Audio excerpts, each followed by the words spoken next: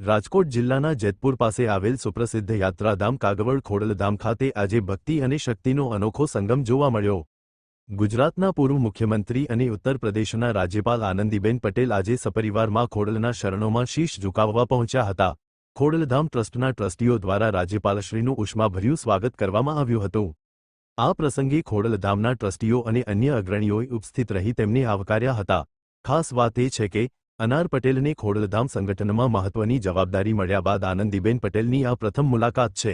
સાથે આનંદીબેન પટેલની સાથે તેમના પુત્રી અનારબેન પટેલ અને સમગ્ર પરિવાર હાજર રહ્યો હતો।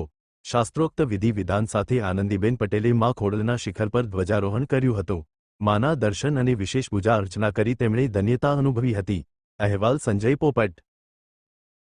આજે પૂરા પરિવાર સાથે જય માં ખોડલનું ધજા ચડાવવાનો મોકો મળ્યો। બહુ વખતથી ઈચ્છા હતી કે આખા પરિવારને લઈને આવું અને માં ખોડલની કૃપા કે જેથી મને અહીંયા હોદ્દો મળ્યો અને હું ટ્રસ્ટી બની।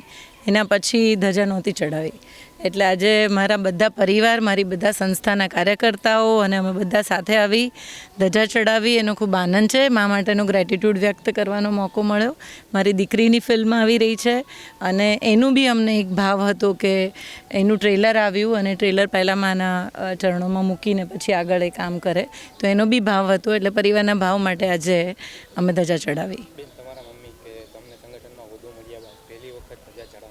જી માં તો માં છે ને એટલે મારા માં ને મારા બાપ ફાધર એમ બંને જણા એટલે બંને જણા અહીંયા આજે સાથે હતા એટલે એનો આનંદ અલગ છે। મારા સાસરી પક્ષમાંથી બી બધા જ લોકો અહીંયા હતા અને બધાએ સાથે ધજા ચડાવી। મમ્મી તો ઓબ્વિયસલી ખુશ હોય કે જ્યારે પણ પોતાના બાળકો ક્યાંય પણ કોઈ સારી જગ્યા પર કામ કરતા હોય તો સ્વાભાવિક રીતે મા બાપના આશીર્વાદ તમારી સાથે જ હોય એટલે એ માં ને આ માં બંને